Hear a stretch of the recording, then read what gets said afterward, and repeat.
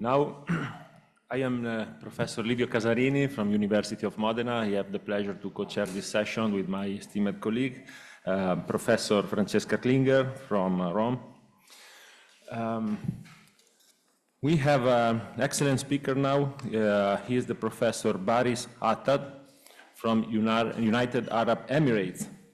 I try to summarize your outstanding curriculum vitae now, Baris. It's not so easy. You are graduated at the Istanbul School of Medicine, but then you had experience also at the McGill University in Montreal, and then you was a researcher with master's degree in clinical trials from the London School of Hygiene and Tropical Disease. You are based now at Dubai, but also you are affiliated at the University of Istanbul as a professor of obstetrics and gynecology. Baris Ata is also in several editorial boards of authoritative international scientific journals and societies. So, Baris, the floor is yours. Thank you. So, dear chairpersons, dear colleagues, it is a great pleasure. Thank you for the invitation. You can never get enough of Italy, and fine. All right, so I'll try not to move. Anyways, so really, Antonio, Livio, thank you for the invitation, and thanks to media organizing this, and for the support to Merck. So I've switched the two talks, just to keep it short. It's like, one is the advances in stimulation. So since we are focused on stimulation today, in a way, ovaries. And then the second one is about how we can exploit those advances in daily practice. Okay. So this is like an introduction. So here are my disclosures. I don't think any are relevant. So what is novelty? What is an advance? So basically it's something new or something unusual. And yeah, to the fourth meaning is a positive thing. So it's something amusing also. You're happy about it. So let's go through the brief history of ovarian stimulation for IVF. And since the majority of the audience is pretty young, I don't know if you are aware, the first ever IVF live birth, 1978, she was achieved through a natural cycle. There was no modification, so they just observed the cycle, which was very tedious at the times. They would they would admit the patient, they would do serial serum LH testing, and then they would do a laparoscopy to collect the oocytes. And since IVF was done for tubal factor, those laparoscopies were pretty complicated to find the ovaries. But anyways, so in the remainder of the presentation, so this line sort of represents a menstrual cycle. So the period, the follicular phase, and the luteal phase. It's longer, but that's what we do. Then it took several years to prove that you could achieve a live birth with an oocyte collected from a stimulated cycle. Once you think about it today, it sounds interesting. You would say, why would they think that it didn't work if it's stimulated? But since it never happened before, and when they tried, initial cycles failed, for the first 3 years, the paradigm was you could only get live births from unstimulated cycles. And this paper here, Ellen Transon, the Australian group, 1981, look at the journal it's published, Science. So it's one of the top 2 scientific journals. And the paper is, we had 10 patients undergoing IVF unstimulated. We had 20 patients, we stimulated them with clomiphene. And we had 20 patients, we stimulated them with clomiphene and gave them HCG trigger, and it goes to Science that day, because it changed the paradigm. You can get live birth from stimulated cycles. Then HMG cycles, because the British team tried it so many times, it didn't work. People were thinking it won't work. Then it worked, and it was the standard of the practice at the American program. Anyways, this is how, these were the baby steps, and it immediately became apparent when you stimulated, you get more eggs, higher chance, but also stimulation affects follicular function in two ways. The luteal phase becomes defective. The corporal lutea undergoes atresia faster. And secondly, when you stimulate, the dynamics of folliculogenesis, the endocrinology changes, the LH surges become more frequent, and they are attenuated in magnitude. So they are more difficult to detect those early days with serum testing or LH testing, and there was a significant risk of premature ovulation caused by premature LH surges. So this brought about the introduction of GnRH analogs. Okay, so you see like several years later, okay, so almost like what, 6 years after. So stimulation became, to downregulate the pituitary with GnRH agonists, it requires time for downregulation of the receptors. So it was started in the luteal phase, this should have been yellow here, of the former cycle, and then you would add gonadotrophins, and to rectify the luteal phase, you would need to introduce additional progesterone, which was used as intramuscular injections at the time, and the HCG trigger to replace this LH surge became mandatory. In the past, until that point, it was optional just to schedule oocyte collection procedure. So they were relying on spontaneous LH surge and monitoring. So this became the mainstay of a stimulated IVF cycle.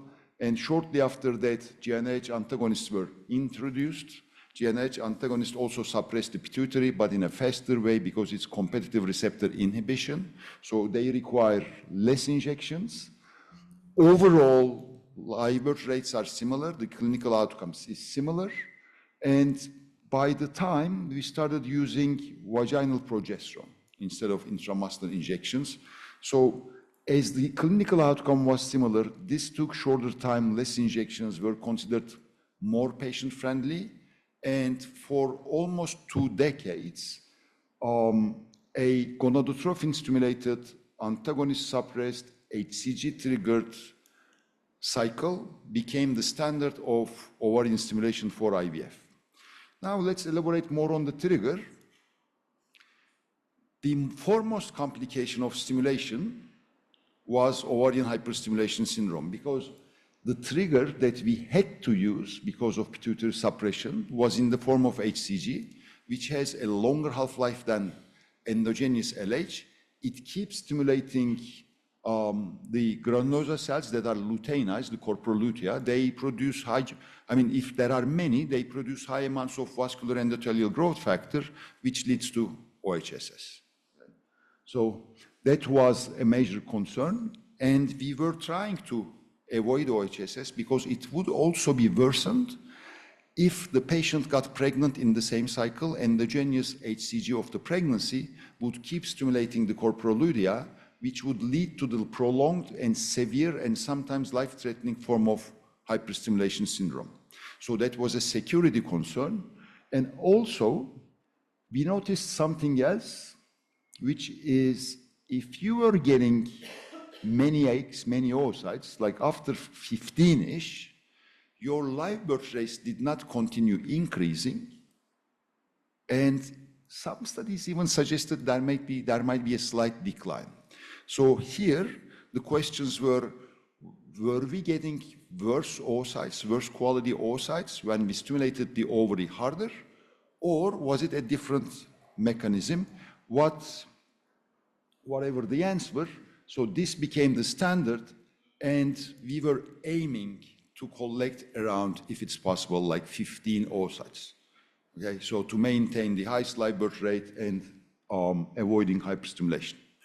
So over the last 20 years, there's been really significant advances technologically and in terms of our understanding, which allows us to modify this practice. So I think really the real game changer in the whole stimulation subject is not about stimulation, is about vitrification, is about freezing oocytes and embryos. In the past, slow freezing technology was not that reproducible, that reliable, but when vitrification came through, it has significantly higher cryosurvival for oocytes and embryos, and it is easy to master relatively. It's reproducible, and with vitrification, as shown by this nice Italian study here. So the x-axis is the number of oocytes collected. The y-axis is the cumulative live birth rate. You see the blue line with fresh embryo transfers, the same observation. It's consistent in every study, around like 10, 15 oocytes. After that, your live birth rates decline with fresh embryo transfers. But if you factor in additional frozen toad embryo transfers from the same stimulated cycle, the more eggs you collect, it just keeps going higher. And that's been shown in other studies. Light blue bars, again, fresh live birth rates. Dark blue bars, cumulative live birth rates with vitrified toad embryos. The more oocytes, it just keeps rising. That's like 14,000 cycles. This is, you see, like more than 200,000 cycles, Australian, New Zealandian national database. At any age group, the more oocytes, the higher cumulative live birth rates, which is the ultimate measure of a successful stimulation. So that means there's no sweet spot. I mean, if the person is capable of producing more oocytes, the more oocytes you collect, the more likely she'll have one live birth or even multiple live births. Maybe can complete a family. Does it affect oocyte quality? Quality is a term that I don't like as a clinician because it's vague. How do you measure? How do you define quality? For an oocyte, the most relevant metric for me is how likely is it to end in live birth? And the best proxy for that at the moment is euploid rate of the blastocyst that derives from that oocyte. So what we published with Santiago Muñe years ago, the number of blastocysts is not associated with euploid rates. The age is the most important determinant. After that, several studies, even one published last week, keep confirming the same finding in any way. So age affects it, duration of stimulation doesn't affect it, the total gonadotrophin exposure doesn't affect it, how many eggs you collected doesn't affect it, estradiol levels doesn't affect it. The more oocytes, they constantly have age-appropriate euploidy rates, so less is not more. Then, if you aim to collect more oocytes, if the person has the potential to produce it, what happens with hyperstimulation syndrome? Because, medicine is all about not harming the person first, and these are otherwise healthy young people who are just trying to have a child, so they shouldn't be harmed. We learned other stuff to learn how to prevent hyperstimulation syndrome. So if the pituitary was not suppressed with a long GnRH agonist protocol, you could induce an LH surge with a single dose of GnRH agonist. That was known from 1970s again, but as the practice was different, it wasn't revived until almost 2000s. And as the induced endogenous LH surge has a shorter half-life even than the natural one, it does not keep luteinizing and stimulating the corporolutea, and there's much less VEGF production, so you wouldn't have severe OHSS. But as corporolutea undergoes atresia faster, if you do a fresh embryo transfer, you get lower live birth rates. So originally, Peter from Denmark tried several ways to rescue that luteal phase, to maintain live birth rates with fresh embryo transfers by adding small dose of HCG, higher dose of estradiol and progesterone. But again, if the patient got pregnant, that wouldn't necessarily save you from hyperstimulation syndrome, which we published later on. And remember the adverse effect of high steroid levels in the stimulation cycle on endometrial receptivity. So if someone produces that many oocytes, with reliable vitrification, we don't have to push anyone for a fresh embryo transfer. So what we can do is, you segment the cycle, you collect in one cycle. Instead of transferring one embryo fresh and freezing the others, you freeze them all together and you just postpone the transfer to a subsequent cycle. which will not be adversely affected by the endocrine effects of stimulation on the endometrium. See, like endometrium becomes more asynchronized with the extent of multifollicular growth. So, and when you forfeit a fresh embryo transfer, there are other ways to prevent OHSS as well, which work through different mechanisms. Like you can add a dopamine agonist, which blocks VEGF receptors.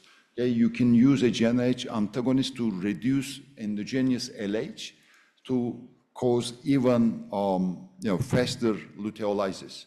So today, I think all these things combined change the paradigm of stimulation, the purpose of stimulation, to cautiously reach, collect the highest possible number of oocytes, okay, and segment the cycle. So when you can forfeit a fresh embryo transfer confidently, that brings other opportunities. So we started learning this from oncology patients.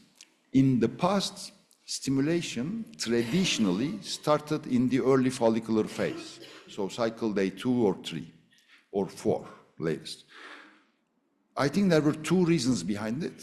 One, our understanding of folliculogenesis was different, so people could have even thought, like the simple clinicians, like, you get follicles growing with the period, and more importantly, as we were aiming for a fresh transfer, we had to make sure the blastocysts, the resultant blastocysts, would be synchronous with the receptive phase of the endometrium. So that's only possible if you start growing the follicles in early luteal phase. By the time the oocyte grows, you collect, you fertilize, the endometrium reaches receptivity, they have to coincide. But if you are not doing them in the same cycle, you're not worried about this synchronization. And studies from 1990s and 2000s also confirmed in humans that the follicles are not recruited once in one menstrual cycle. So it's either waves, which I question, it's most likely to me continuous. Okay. But anyways, so that means whenever you start stimulating, you'll get a number of follicles growing and more likely similar number of follicles growing. Okay. And the original studies, initial studies in oncology patients who needed emergency fertility preservation confirmed the concept, and then this was extended to patients undergoing stimulation and oocyte collection for themselves, either for infertility or fertility preservation for age-related decline. So again, a nice study from Italy. What it shows is whenever you start stimulation, the number of follicles growing in the ovary where there is already a dominant follicle, if you started in the follicular phase, or where in the ovary in which there's a corpus luteum, if you started in the luteal phase, the ovaries perform similarly regardless of the presence of the active follicle. So that shows us, follicles operate as independent units. Okay? Nice. You see, the number of eggs collected, number of mature oocytes, regardless of when you started, active ovary with the dominant follicle or active ovary with the corpus luteum is similar. This is a study from our other friend, Nikos, where this is one of the studies showing that euploidy rates, fertilization, blastulation, and euploidy rates of oocytes collected from follicular start or luteal start cycles are similar. This is a study we did in Istanbul. What we did is we studied the granulosa cells we collected during aspiration. We studied their endocrine production. We studied their steroidogenic enzyme expression profiles. So regardless of the time of stimulation, steroidogenic enzyme expression is similar, endocrine activity is similar, so a follicle is similar. Functions, the oocyte it yields, the follicle itself performs similarly regardless of the time when you start stimulating it. So then, if you are not intending for a fresh embryo transfer, so this is an opinion paper we wrote together with Professor Lamarck and Nikos, it means you can start anytime, And depending on the time you start, you can use different methods of pituitary suppression. Okay? So antagonist, progestin, nothing at all. You can stimulate people multiple times in one cycle, if necessary. You know, it gives you a lot of opportunity, okay? And this is what we've seen later on. Again, if you're not doing it, a fresh transfer, you can use this. And so here is the conclusion. We can stimulate anyone at any time, which is convenient for her and us, as long as we are not doing a fresh cycle, fresh transfer. That may be a plant freeze-all for fertility preservation cycles. That may be a plant freeze-all for a pre-implantation genetic testing cycle. That may be an anticipated freeze-all because you would expect the patient would hyper-respond anyway, so you would freeze all the embryos, or it may grow over time. Anyways, so we can use a variety of agents to suppress the pituitary if fresh transfer is not invented.